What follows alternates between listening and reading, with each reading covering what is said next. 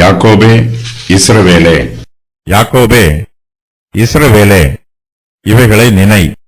நீ என் தாசன், நான் உன்னை உருவாக்கினேன்.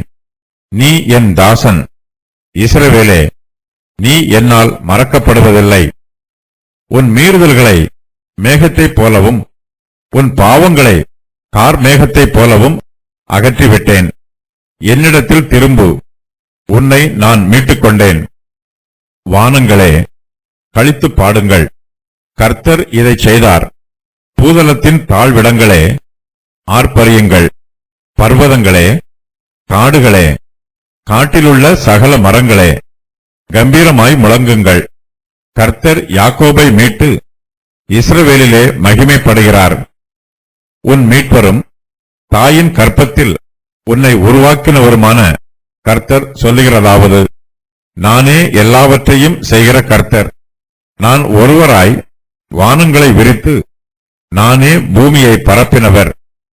நான் கட்டு கதைக்காரரின் குறிகளை அபத்தமாக்கி குறி சொல்லுகிறவர்களை நிர்மூடராக்கி ஞானிகளை வெட்கப்படுத்தி அவர்கள் அறிவை பைத்தியமாக பண்ணுகிறவர். நான் என் ஊழியக்காரரின் வார்த்தையை நிலைப்படுத்தி என் ஸ்தானாபதிகளின் ஆலோசனையை நிறைவேற்றி குடியேறுவாய் என்று எருசலேமுக்கும் கட்டப்படுவீர்கள் என்று யூதாவின் பட்டணங்களுக்கும் சொல்லி அவைகளின் பாழான ஸ்தலங்களை எடுப்பிப்பவர். நான் ஆழத்தை நோக்கி வற்றிப்போ என்றும் உன் நதிகளை வெட்டாந்தரையாக்குவேன் என்றும் சொல்லுகிறவர். கோரேசை குறித்து, அவன் என் மேய்ப்பன், அவன் எருசலேமை நோக்கி நீ கட்டப்படு என்றும் தேவாலயத்தை நோக்கி நீ அஸ்திபாரப்படு என்றும் சொல்லி எனக்கு பிரியமானதை எல்லாம் நிறைவேற்றுவான் என்று சொல்லுகிறவர் நான். யாக்கோபே, இஸ்ரவேலே. இஸ்ரவேல் புத்திரர் இப்போது பாபிலோன் தேசத்து சிறையிருப்பில் இருக்கிறார்கள். கர்த்தர் அவர்களின் சிறையிருப்பில் இருந்து விடுதலை பண்ணப் போகிறார். சிறையிருப்பில் இருக்கிறவர்கள் விடுதலை பெறுவதற்காக தங்களை தகுதிப்படுத்திக் கொள்ள வேண்டும். நமக்கு பாடுகளும் நெருக்கங்களும் துன்பங்களும் உண்டாகும் போது அவற்றின் மூலமாய் நாம் நல்ல பாடங்களை கற்றுக்கொள்ள வேண்டும். நெருக்கத்தின் மூலமாகவும் நன்மையான ஈவுகளை பெற்றுக்கொள்ள முடியும். நாம் அனுபவிக்கிற வேதனைகள் மூலமாய் நல்ல உபதேசங்களை போதுமான அளவு கற்றுக்கொண்ட பின்பு கர்த்தர் நம்மை இந்த இக்கட்டுகளில் இருந்து விடுதலை பண்ணுவார் என்று விசுவாசத்தோடு காத்திருக்க வேண்டும். கர்த்தர் யாக்கோபுக்கும் இஸ்ரவேலுக்கும் 2 கட்டளைகளை சொல்லுகிறார். அவையாவன, நினை, திரும்பு. கர்த்தர் தம்முடைய ஜனத்தை பார்த்து, யாக்கோபே, இஸ்ரவேலே, இவைகளை நினை என்று சொல்லுகிறார். அவர்கள் விக்கிரக ஆராதனையும் மதியீனத்தையும் நினைக்க வேண்டும். யாக்கோபும் இஸ்ரவேலும் கர்த்தருடைய தாசர்கள். கர்த்தரே அவர்களை உருவாக்கினவர். அவர்கள் கர்த்தரை மாத்திரமே ஆராதிக்க வேண்டும். கர்த்தர் மாத்திரமே அவர்களுக்கு எஜமான். அவர்கள் வேறு எஜமானை சேவிக்க கூடாது. கர்த்தர் தம்முடைய ஜனத்தை பார்த்து, என்னிடத்தில் திரும்பு என்று சொல்லுகிறார். யாக்கோபும் இஸ்ரவேலும் இப்போது பாபிலோன் தேசத்து சிறையிருப்பில் இருக்கிறார்கள். கர்த்தர் அவர்களுக்கு பாதுகாப்புகளையும் பராமரிப்புகளையும் ஆசீர்வாதங்களையும் விடுதலையையும் வாக்கு பண்ணுகிறார். கர்த்தர் தம்முடைய ஜனத்திற்கு வாக்கு பண்ணுவதை அவர்கள் மறந்துவிடாமல் நினைவு கூற வேண்டும். கர்த்தரை நம்பி அவரிடத்தில் திரும்பி வர வேண்டும். சிறையிருப்பில் இருக்கிறவர்கள் கர்த்தரிடம் திரும்பி வருவது இங்கு அடையாளமாக சொல்லப்பட்டிருக்கிறது. நம்முடைய ஆவிக்குரிய ஜீவியத்தில் நாம் எல்லோருமே கர்த்தரிடம் திரும்பி வர வேண்டும். நாம் கர்த்தரை நினைக்கும் போது அவரும் நம்மை நினைக்கிறார். நாம் கர்த்தரை மறக்காமல் இருந்தால் அவரும் நம்மை மறக்க மாட்டார். கர்த்தரே நம்மை முதலாவதாக நினைவு கூர்ந்தவர். கர்த்தர் தம்முடைய ஜனத்திற்கு கிருபைகளையும் ஆசீர்வாதங்களையும் சிலாக்கியங்களையும் வாக்கு பண்ணுகிறார். அவர்கள் கர்த்தருடைய தாசர்கள். யாக்கோபும் இஸ்ரவேலும் கர்த்தருடைய ஊழியக்காரர்கள். அவர்கள் கர்த்தருக்கு சேவை செய்யாமல் அவரை விட்டு விலகி போய் விட்டார்கள். இதன் நிமித்தமாய் அவர்களோடு விவாதம் பண்ணக்கூடிய நீதியான உரிமை கர்த்தருக்கு உள்ளது. என் ஜனத்தை போகவிடு, அவர்கள் என்னை ஆராதிக்க வேண்டும் என்று கர்த்தர் பார்வோனிடத்தில் சொல்லி தம்முடைய ஜனத்தை எகிப்தின் அடிமைத்தனத்தில் இருந்து விடுதலை பண்ணினார். கர்த்தர் இஸ்ரவேல் ஜனத்தை ஒரு தேசமாக உருவாக்கினார். ஆரம்பத்தில் அவர்கள் சொற்ப எண்ணிக்கை உள்ள ஜனமாக இருந்தார்கள். கர்த்தருடைய தெய்வீக கிருபையினால் அவர்கள் பலுகி பெருகினார்கள். கர்த்தர் அவர்களை இஸ்ரவேல் தேசமாக உருவாக்கினார். இஸ்ரவேல் புத்திரரின் ஆரம்ப காலத்தில் இருந்தே கர்த்தர் அவர்கள் மீது விசேஷித்த கவனம் செலுத்தி வருகிறார். அவர்களுக்கு தயவு பாராட்டி அவர்களை ஆதரிக்கிறார். இஸ்ரவேல் ஜனத்தார் கர்த்தருக்கு விரோதமாய் பாவம் செய்தார்கள். அவர்களுடைய அக்கிரமங்களும் மீறுதல்களும் திரளாய் இருந்தது. கர்த்தரோ அவர்களுடைய மீறுதல்களை மேகத்தைப் போலவும் அவருடைய பாவங்களை கார் மேகத்தைப் போலவும் அகற்றிவிட்டார். கர்த்தர் தம்முடைய ஜனத்தை பார்த்து, என்னிடத்தில் திரும்பு, உன்னை நான் மீட்டுக் கொண்டேன் என்று சொல்லுகிறார். கர்த்தர் தம்முடைய ஜனத்தை ஏற்கனவே மீட்டுக் கொண்டார். அவர் மாறாத தேவன். அவருடைய கிருபையும் இரக்கமும் என்றும் மாறாதது. கர்த்தர் யாக்கோபை மீட்டு இஸ்ரவேலிலே மகிமைப்படுகிறார். யாக்கோபை மீட்டுக் கொண்ட கர்த்தர் இப்போது சிறையிருப்பில் இருக்கிற அவர்களை மறுபடியுமாக மீட்டுக் கொள்வார். கர்த்தரே எல்லாவற்றையும் செய்கிறவர். யாக்கோபையும் இஸ்ரவேலையும் மீட்டுக் கொள்ள வேண்டும் என்று கர்த்தர் தீர்மானித்திருக்கிறார். கர்த்தர் செய்ய நினைக்கிற காரியம் ஒருபோதும் தடைபடாது. கர்த்தர் இஸ்ரவேலிலே மகிமைப்படுகிறார். தம்முடைய நாமத்தின் மகிமைக்காக கர்த்தர் மறுபடியுமாய் தம்மை நம்புகிறவர்களை மீட்டுக் கொள்வார். பிதாவே, உமது நாமத்தை மகிமைப்படுத்தும் என்றார். அப்பொழுது மகிமைப்படுத்தினேன், இன்னமும் மகிமைப்படுத்துவேன் என்கிற சத்தம் வானத்தில் இருந்து உண்டாயிற்று. யோவான் 12:28. கர்த்தர் யாக்கோபின் மீறுதல்களையும் இஸ்ரவேலின் பாவங்களையும் மன்னித்து விட்டார். அவற்றை மேகத்தைப் போலவும் கார் மேகத்தைப் போலவும் அகற்றிவிட்டார். இஸ்ரவேல் ஜனங்கள் பாபிலோன் தேசத்து சிறையிருப்பில் இருந்தபோது அவர்களுடைய பாவங்களே அவருடைய விடுதலைக்கு தடையாயிருந்தது. கர்த்தர் தமது கிருபையினால் அவருடைய பாவங்களை மன்னித்து விடுகிறார். இனிமேல் கர்த்தருடைய பிள்ளைகள் விடுவிக்கப்படுவதற்கு தடை எதுவும் இல்லை. கர்த்தர் தம்முடைய பிள்ளைகள் மீது சுமத்தப்பட்டிருக்கிற சிறையிருப்பின் நுகத்தையும் அடிமைத்தனத்தின் நுகத்தையும் அகற்றி போடுவார். அவர்களுடைய மீறுதல்களையும் பாவங்களையும் மேகத்தைப் போலவும் கார் மேகத்தைப் போலவும் அகற்றி போட்டது போல அவர்களுடைய சிறையிருப்பையும் அடிமைத்தனத்தையும் அகற்றி போடுவார். நம்முடைய பாவங்களும் மீறுதல்களும் மேகத்தைப் போலவும் கார் மேகத்தைப் போலவும் இருக்கிறது. அவை வானத்திற்கும் பூமிக்கும் நடுவில் இருக்கிறது. கர்த்தர் நம்முடைய மீறுதல்களையும் பாவங்களையும் மன்னிக்கும் போது வானத்திற்கும் பூமிக்கும் நடுவே தடையாக இருந்த மேகம் அகற்றப்படுகிறது. பூமியில் இருக்கிற நமக்கு பரலோகத்தின் பாதை தடையில்லாமல் இருக்கிறது. கர்த்தர் தம்முடைய ஜனத்தை பாபிலோன் தேசத்து சிறையிருப்பில் இருந்து விடுதலை பண்ணும்போது சர்வ சிருஷ்டிகளும் களிகூரும். வானங்களே, களித்து பாடுங்கள் என்று கர்த்தர் சொல்லுகிறார். கர்த்தருடைய ஜனம் மீட்கப்படும் போது அவர்கள் சந்தோஷப்பட்டு களி கூறுகிறார்கள். அவர்களுடைய சந்தோஷத்தை பார்த்து சர்வ சிருஷ்டிகளும் சந்தோஷப்பட்டு களி கூறுகிறது. இப்போது இஸ்ரவேல் ஜனங்கள் சிறையிருப்பின் வேதனைகளை அனுபவிக்கிறார்கள். கர்ப்பவதிகளைப் போல பெருமூச்சு விடுகிறார்கள். அவர்கள் மீது பாரமான சுமை சுமத்தப்பட்டிருக்கிறது. கர்த்தர் தம்முடைய ஜனத்தை விடுவிக்கும் போது அவர்களை நெருக்குகிற எல்லா பாரங்களும் அவர்களை விட்டு நீங்கி போகும். அவர்களுடைய துக்கம் சந்தோஷமாய் மாறும். பாவத்தின் அடிமைத்தனத்தில் இருந்தவர்கள் இப்போது கர்த்தருடைய மீட்கும் கிருபையினால் தங்கள் பாவங்களில் இருந்து ரட்சிக்கப்பட்டிருக்கிறார்கள். கர்த்தருக்குள் சந்தோஷமாய் களி கூறுகிறார்கள். தேவனுடைய ராஜ்யம் அவர்களுக்குள் ஸ்தாபிக்கப்படுகிறது. இந்த பூமியில் மனம் திரும்புகிற ஒரு பாவிய நிமித்தம் பரலோகத்தில் மிகுந்த சந்தோஷம் உண்டாயிருக்கும். வானங்கள் மகிழ்ந்து பூமி பூரிப்பாகி சமுத்திரமும் அதன் நிறைவும் முழங்குவதாக, நாடும் அதில் உள்ள யாவும் களி கூறுவதாக. அப்பொழுது கர்த்தருக்கு முன்பாக காட்டு விருட்சங்கள் எல்லாம் கம்பீரிக்கும். அவர் வருகிறார். அவர் பூமியை நியாயம் தீர்க்க வருகிறார். அவர் பூலோகத்தை நீதியோடும் ஜனங்களை சத்தியத்தோடும் நியாயம் தீர்ப்பார். சங்கீதம் 96:11-13 வரை. சமுத்திரமும் அதன் நிறைவும் பூச்சக்கரமும் அதன் குடிகளும் முழங்குவதாக. கர்த்தருக்கு முன்பாக ஆறுகள் கைகொட்டி பர்வதங்கள் ஏகமாய் கம்பீரித்து பாடக்கடவது. அவர் பூமியை நியாயம் தீர்க்க வருகிறார். பூலோகத்தை நீதியோடும் ஜனங்களை நிதானத்தோடும் நியாயம் தீர்ப்பார். பூமியிலே மனுஷர் ரட்சிக்கப்படும் போது தேவ தூதர்களும் அதை பார்த்து சந்தோஷப்படுகிறார்கள். வானங்கள் களித்து பாடுகிறது. கர்த்தரே இதை செய்தார். கர்த்தரும் மனுஷனும் ஒப்புரவாகும் போது பரலோகத்தில் மிகுந்த சந்தோஷம் உண்டாயிருக்கும். அதுபோல மனம் திரும்ப அவசியம் இல்லாத 99 நீதிமான்களை குறித்து சந்தோஷம் உண்டாகிறதை பார்க்கிலும் மனம் திரும்புகிற ஒரே பாவியின் நிமித்தம் பரலோகத்தில் மிகுந்த சந்தோஷம் உண்டாயிருக்கும் என்று உங்களுக்கு சொல்லுகிறேன். லூக்கா 15:7. கர்த்தர் தம்முடைய ஜனத்தின் மீறுதல்களையும் பாவங்களையும் அகற்றி போடுகிறார். இதனால் கர்த்தருடைய பிள்ளைகள் சந்தோஷமாய் இருக்கிறார்கள், களித்து பாடுகிறார்கள். அவர்களோடு சேர்ந்து பிரஜாதி தேசத்தில் வாசம் பண்ணுகிறவர்களும் சந்தோஷமாய் பாடுகிறார்கள். பரலோகம் சந்தோஷப்படும் போது பூலோகமும் பூமியில் உள்ளவைகளும் சந்தோஷப்படும்.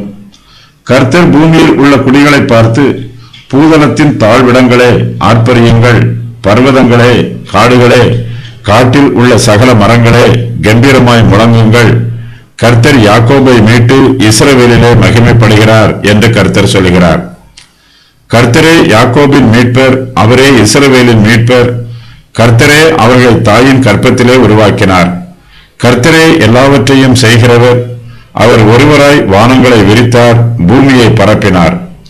கர்த்தர் ஆரம்பத்தில் உருவாக்கினதை மனுஷன் இன்னும் உருவாக்கி கொண்டிருக்கிறான்.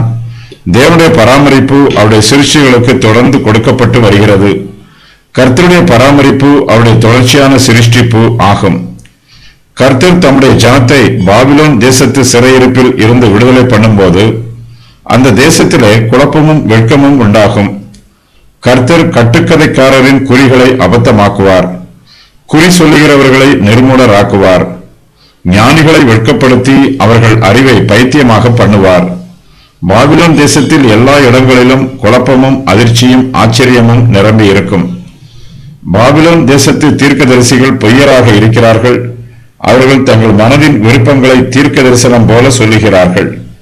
பாபிலோன் தேசம் அழிந்து போவதில்லை என்றும் அது நித்திய காலமாய் நிலைத்திருக்கும் என்றும் கள்ள தீர்க்கதரிசிகள் பொய் சொல்லுகிறார்கள். பாபிலோன் தேசத்தாரோ கள்ள தீர்க்கதரிசிகளின் வார்த்தைகளை நம்பி இருமாப்பாய் ஜீவிக்கிறார்கள்.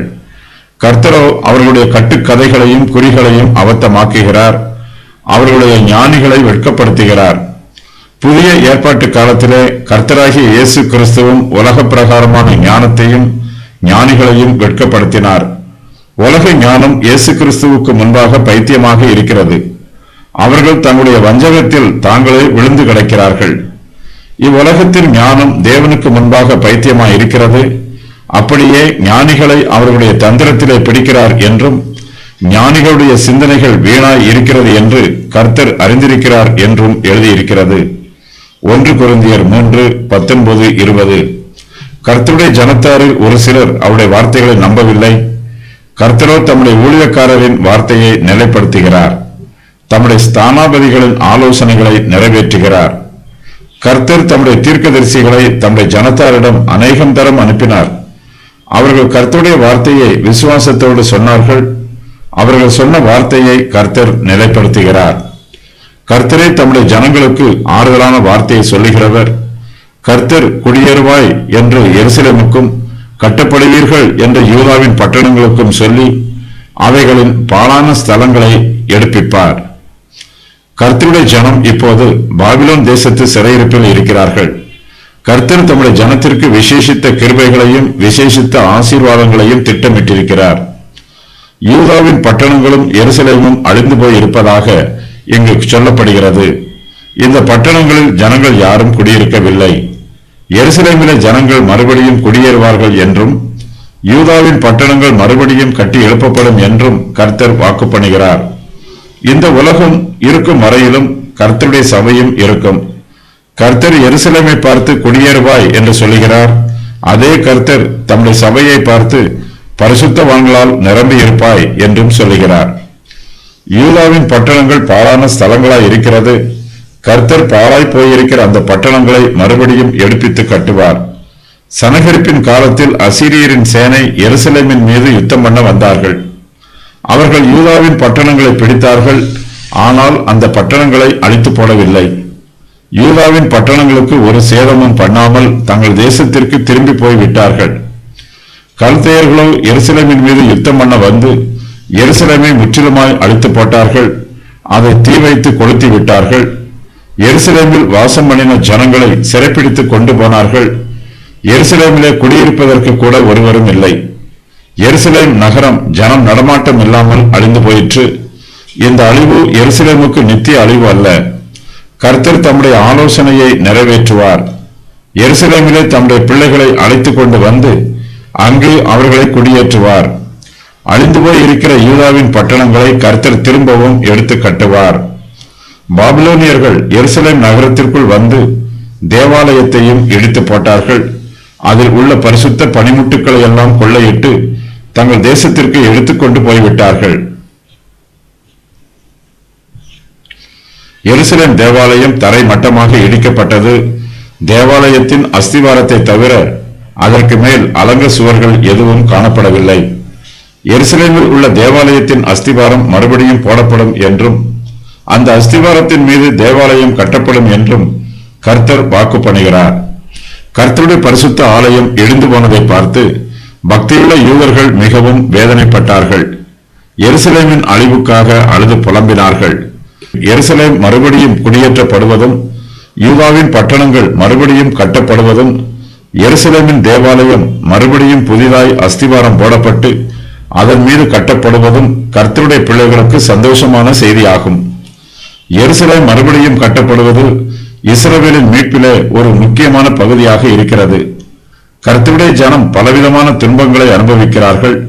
அவருடைய பட்டணங்கள் அழிந்து போயிற்று. அவர்கள் பாபிலோன் சிறையிருப்பிலே அடிமைகளாக இருக்கிறார்கள். தங்களுக்கு விடுதலை கிடைக்கும் என்னும் நம்பிக்கை கூட அவர்களுக்கு இல்லை. இந்த சூழ்நிலையில் கர்த்தருடைய வார்த்தை அவர்களுக்கு சொல்லப்படுகிறது. நான் ஆழத்தை நோக்கி வற்றிப்போ என்றும் உன் நதிகளை வெட்டாம் தரையாக்குவேன் என்றும் சொல்லுகிறவர் என்று கர்த்தர் சொல்லுகிறார். இஸ்ரவேல் ஜனங்கள் எகிப்து தேசத்தின் அடிமைத்தனத்தில் இருந்தபோது கர்த்தர் அவர்களை விடுதலை பண்ணி கானான் தேசத்திற்கு அழைத்துக் கொண்டு வந்தார். கர்த்தர் அதுபோன்ற காரியத்தை இப்போது மறுபடியும் செய்வார்.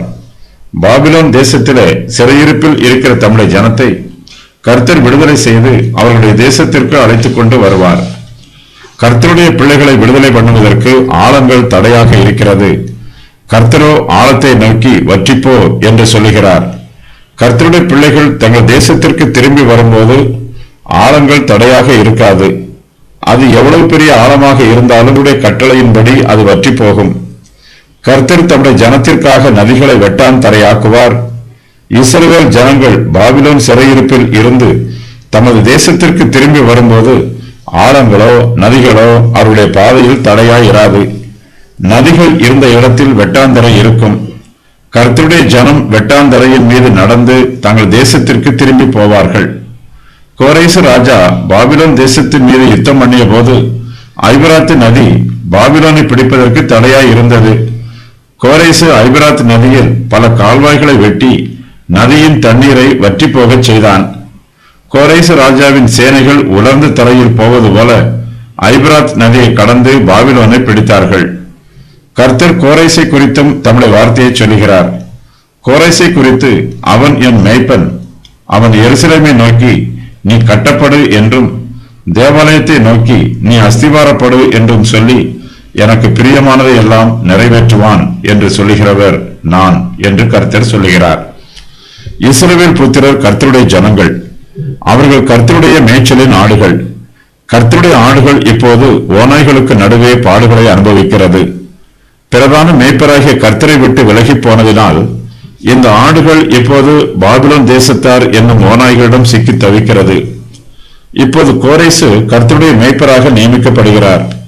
அவர் கர்த்தருடைய ஆடுகளை பாபிலோன் தேசத்தாரிடமிருந்து மீட்டுக்கொள்ள வேண்டும். கோரேசு பெர்சியா தேசத்து ராஜாவாக இருந்தாலும் அவர் கர்த்தருடைய மேய்ப்பராக இருப்பதுதான் அவருக்கு கிடைத்திருக்கிற உன்னதமான மேன்மை. கர்த்தர் தம்முடைய சித்தத்தின் பிரகாரமாகவும் விருப்பத்தின் பிரகாரமாகவும் மனுஷரை பயன்படுத்துகிறார். மனுஷர் தங்கள் வேலையை செய்கிறார்கள், தங்கள் பாடுகளை பார்க்கிறார்கள். மனுஷருக்கு தங்கள் வேலையை தவிர வேறு ஒன்றும் தெரியாது. கர்த்தரோ மனுஷர் செய்கிற வேலைகள் மூலமாய் கர்த்தர் தம்முடைய சித்தத்தையும் நோக்கத்தையும் விருப்பத்தையும் நிறைவேற்றுகிறார். கோரேசு ராஜா தன்னுடைய விருப்பத்தின்படி பாபிலோன் தேசத்தின் மீது யுத்தம் பண்ணினான். பாபிலோனை ஜெயித்து அதை கைப்பற்றினான். இது தனக்கு கிடைத்த வெற்றி என்று கோரேசு நினைத்தான். கர்த்தரோ இந்த யுத்தத்தில் தம்முடைய சித்தத்தை நிறைவேற்றுகிறார். பாபிலோன் தேசத்து சிறையிருப்பில் இருக்கிற தம்முடைய ஜனத்தை விடுவிக்க வேண்டும் என்பது கர்த்தருடைய சித்தம். கர்த்தர் தம்முடைய சித்தத்தை நிறைவேற்ற கோரேசை பயன்படுத்துகிறார். கோரேசுக்கு பாபிலோன் மீது ஜெயத்தை கட்டளையிடுகிறார். நிறைவேற வேண்டிய முன் அறிவிப்புகள். நீ என் தாசன், நான் உன்னை உருவாக்கினேன். நீ என் தாசன், இஸ்ரவேலே, நீ என்னால் மறக்கப்படுவதில்லை. உன் மீறுதல்களை மேகத்தைப் போலவும் உன் பாவங்களை கார்மேகத்தைப் போலவும் அகற்றிவிட்டேன். என்னிடத்தில் திரும்பு, உன்னை நான் மீட்டுக் கொண்டேன். கர்த்தர் யாக்கோபை மீட்டு இஸ்ரவேலிலே மகிமைப்படுகிறார். இந்த சம்பவங்கள் ஏற்கனவே நிறைவேறிவிட்டதைப் போன்று ஏசாயா தனது மொழி நடையை பயன்படுத்தி இருக்கிறார். ஆனால் இவை இயேசு கிறிஸ்துவின் இரண்டாம் வருகையின் போது நடைபெறும். அப்போது இஸ்ரவேல் புத்திரர் எல்லோரும் ரட்சிக்கப்படுவார்கள். இயேசு கிறிஸ்துவின் இரண்டாம் வருகையின் போது இஸ்ரவேல் தேசம் கர்த்தரிடத்தில் திரும்பும். அறிக்கை பண்ணப்பட்ட பாவங்கள் அகற்றப்படும், மன்னிக்கப்படும், தவிர்க்கப்படும். உறைந்த மலையைப் போல வெண்மையாகும், பஞ்சைப் போல வெண்மையாகும்.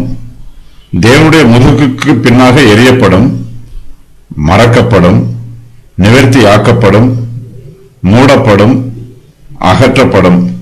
மேற்குக்கும் கிழக்குக்கும் எவ்வளவு தூரமோ அவ்வளவு தூரமாய் பாவங்கள் விலக்கப்படும். சமுத்திரத்தின் ஆழங்களில் போடப்படும், கழுவப்படும், சுமந்து தீர்க்கப்படும், களையப்படும். மனுஷன் பாவங்கள் நீங்கி ரட்சிக்கப்படுவான். மனுஷன் பாவத்தில் இருந்து விடுதலையாக்கப்படுவான்.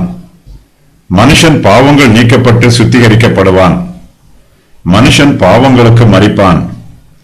மனுஷன் மரணத்தில் இருந்து உயிர்ப்பிக்கப்படுவான். அறிக்கை பண்ணப்படாத பாவங்களின் விளைவுகள் மரணத்தை உண்டாக்கும், ஜபங்களை தடை பண்ணும், தேவனுடைய கோபத்தை தூண்டும், தேவனை வருத்தப்படுத்தும், தேவனிடமிருந்து மனுஷனை பிரிக்கும், மனுஷனுக்கு எதிராக சாட்சி பகரும், தேவனை பாவங்களை நினைக்குமாறு செய்யும், குற்ற உணர்வை வெளிப்படுத்தும், தேவனை பிரவேசிக்க செய்யும், மனுஷருக்கு சுமையாக இருக்கும், சோர்ந்து போகச் செய்யும், மனுஷரை பட்சிக்கும், மனுஷரை அகற்றி போடும், மனுஷருக்கு தண்டனையை தரும், ஆத்துமாவை அழிக்கும், சாத்தானுடைய பிள்ளைகள் ஆக்கும், இருதயத்தை கடினப்படுத்தும், பாவத்தின் ஊழியக்காரர்கள் ஆக்கும், நிந்தையை கொடுக்கும், தேசத்திற்கு நியாய தீர்ப்பை வரவழைக்கும். கழித்து பாட வேண்டியவை வானங்கள், பூதலத்தின் தாழ்விடங்கள், பர்வதங்கள், காடுகளும் காட்டில் உள்ள சகல மரங்களும். தேவனுடைய நாமங்கள்: மீட்பர், உருவாக்கினவர், செய்கிறவர், கர்த்தர். கர்த்தரின் கடந்த காலத்து கிரியைகள்: தாயின் கர்ப்பத்தில் இஸ்ரவேலை உருவாக்கினார், எல்லாவற்றையும் செய்தார். ஒருவராய் வானங்களை விரித்தார், பூமியை பரப்பினார். கர்த்தரின் தற்காலத்து கிரியைகள்: கட்டுக்கதைக்காரரின் குறிகளை அபத்தமாக்குகிறார், குறி சொல்லுகிறவர்களை நிர்மூடராக்குகிறார், ஞானிகளை வெட்கப்படுத்துகிறார், அவர்கள் அறிவை பைத்தியமாக பண்ணுகிறார். தம்முடைய ஊழியக்காரரின் வார்த்தையை நிலைப்படுத்துகிறார், தம்முடைய ஸ்தானாபதிகளின் ஆலோசனையை நிறைவேற்றுகிறார். நிறைவேறிய முன் அறிவிப்புகள்: எருசலேமில் குடியேறுவார்கள், யூதாவின் பட்டணங்கள் கட்டப்படும், அவைகளின் பாழான ஸ்தலங்களை கர்த்தர் எழுப்பிப்பார், ஆறுகளை கர்த்தர் வற்றி போக பண்ணுவார். கோரேசு கர்த்தருடைய மேய்ப்பனாக இருப்பான், கோரேசு கர்த்தருக்கு பிரியமானதை எல்லாம் நிறைவேற்றுவான். எருசலேமை நோக்கி நீ கட்டப்படு என்றும், தேவாலயத்தை நோக்கி நீ அஸ்திபாரப்படு என்றும் கோரேசு சொல்லுவான். கோரேசு கர்த்தரால் அபிஷேகம் பண்ணப்பட்டவன். கர்த்தர் அவன் வலது கையை பிடிப்பார். கர்த்தர் ஜாதிகளை கீழ்ப்படுத்துவார். கர்த்தர் ராஜாக்களின் இடைக்கட்டுகளை அவிழ்ப்பார். கர்த்தர் அவனுக்கு முன்பாக வாசல்கள் பூட்டப்படாதிருக்க கதவுகளை திறந்து வைக்கும்படிக்கு சொல்லுவார். கர்த்தர் கோரேசுக்கு முன்னே போய் கோணலானவைகளை செவ்வையாக்குவார். கர்த்தர் கோரேசை பேர் சொல்லி அழைப்பார். கர்த்தர் வெண்கல கதவுகளை உடைத்து இருப்பு தாழ்பால்களை முறிப்பார். கர்த்தர் தம்முடைய தாசனாகிய யாக்கோபின் நிமித்தமும் அவர் தெரிந்து கொண்ட இஸ்ரவேலின் நிமித்தமும் அவர் கோரேசை பெயர் சொல்லி அழைத்து அவன் கர்த்தரை அறியாதிருந்தும் அவன் தரித்தார். நான் என் ஊழியக்காரரின் வார்த்தையை நிலைப்படுத்தி என்னும் இந்த தீர்க்க தரிசன வார்த்தைகளை எல்லாம் ஏசாயா முன் அறிவிக்கிறார். இந்த வார்த்தைகளை கர்த்தர் நிலைப்படுத்துவார். பழைய ஏற்பாட்டிலும் புதிய ஏற்பாட்டிலும் கர்த்தர் தம்முடைய வார்த்தைகளை அற்புதங்களினாலும் அடையாளங்களினாலும் உறுதி பண்ணுகிறார். தம்முடைய சீஷர்களுக்கு கர்த்தர் அநேக வாக்குத்தத்தங்களையும் கட்டளைகளையும் கொடுத்திருக்கிறார். கர்த்தரை விசுவாசிக்கிறவர்களினால் அற்புதங்கள் நடைபெறும்.